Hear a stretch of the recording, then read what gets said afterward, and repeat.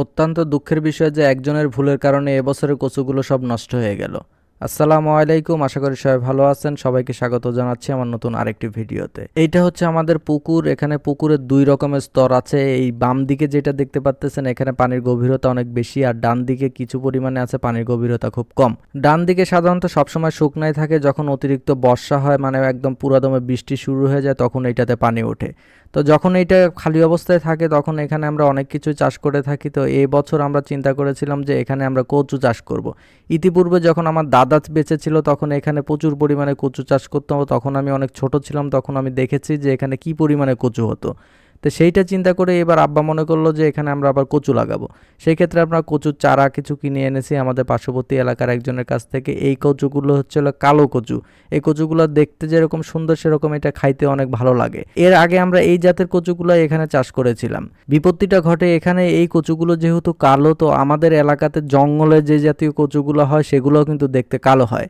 সেই কারণে আমাদের এখানকার একজন ভুল করে মনে করেছিল যে এটা জঙ্গলের কচু এমনিতেই হয়ে আছে। সেই ক্ষেত্রে গাছগুলো যখন একটু বড় হয়ে গেছিল তখন এখানে সেরকম পানি আসে নাই, অল্প অল্প পানি ছিল। তাই উনি মনে করেছিল যে এগুলো যেহেতু জঙ্গলের কচু সেই ক্ষেত্রে উনি এগুলো এসে উঠায় ফেলে।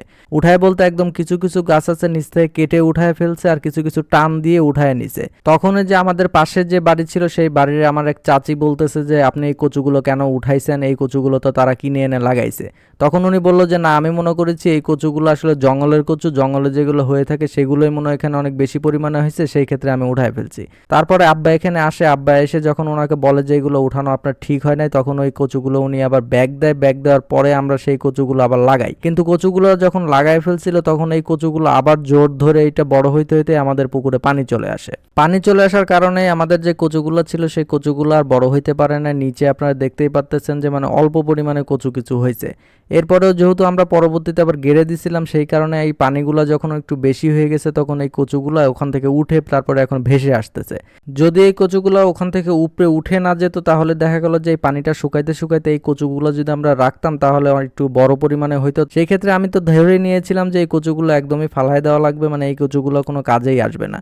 তো তারপরেও আম্মা আমাকে ডেকে বলতেছে যে কচু দেখো উঠা রয়েছে, যে এই কচুগুলো যেগুলো উঠে আছে এগুলো একটু উঠায় পরে সাইডে এনে তারপরে তুমি কিছু একটু সাইজ করে দাও, এগুলো রান্না করলে খাওয়া যাবে। এই কচুগুলো লাগানোই হয়েছে আমরা বাড়িতে খাবো, কিছু কিছু আছে আমাদের পাড়া প্রতিবেশী আত্মীয় স্বজন যারা আছে তাদেরকে দিব, মানে এই মূলত এই চিন্তা ভাবনা করে এই কচুগুলো লাগানো। যাই হোক, কি আর করার, একজন যেহেতু ভুল করে উঠায় ফেলছে সেই ক্ষেত্রে এখানে আর কিছু করার নেই। তারপরেও আমাদের প্রত্যেকটা কাজ করার আগে অবশ্যই চিন্তা ভাবনা করে বা দেখে শুনে করা উচিত, কারণ নিজের একটু লাভের জন্য যদি অন্য কারো ক্ষতি হয়ে যায় তাহলে সেরকম কাজ করা আসলে ঠিক হবে না। যারা যারা সম্পূর্ণ ভিডিওটি দেখেছেন তাদেরকে অসংখ্য ধন্যবাদ। তো আজকের ভিডিওটি এই পর্যন্তই, দেখা হবে অন্য কোনো ভিডিওতে। ততক্ষণ সবাই ভালো থাকবেন, সুস্থ থাকবেন। আল্লাহ হাফেজ, আসসালামু আলাইকুম।